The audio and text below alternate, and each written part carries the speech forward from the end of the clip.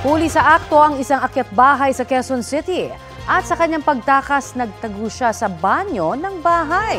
Balitang hatid ni James Agustin.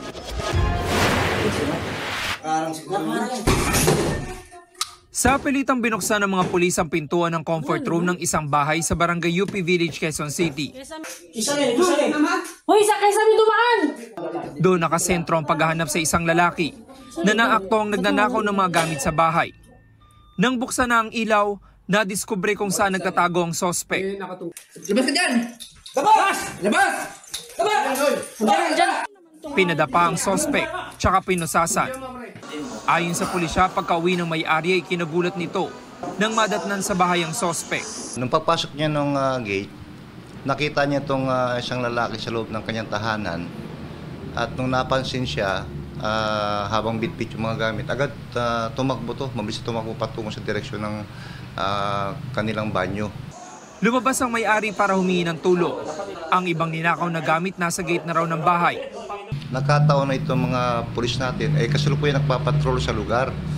So agad siyang humingi ng saklolo at sinamahan itong ating mga pulis patungo doon sa direksyon kung saan ang suspect ay nagtatago sa banyo.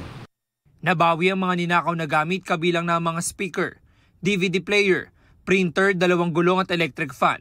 Sa kabuuan nagkakahalaga ang mga ito na mahigit sa 55,000 pesos. Itong suspect na to ay nakapasok doon dumaan sa may bintana ng bahay. So sinira niya yung bintana ng bahay. Dating nang nakulong ang 27 anyos sa suspect dahil sa kasong malicious mischief. Ngayon maharap naman siya sa reklamong robbery. Sa hirap ng buhay, kaya nagawa ko yun. Ilang beses mo nang ginawa yun? Pangalawa po. Ano gagawin mo dun sa mga bulong, sa mga ninakaw mo? Magbenta ko sana para magkapera. Inalam pa ng pulisya kung may kasamahan ng sospek at kung kabilang ba siya sa grupo na ang modus ay akyat bahay. James Agustin, nagbabalita para sa GMA Integrated News.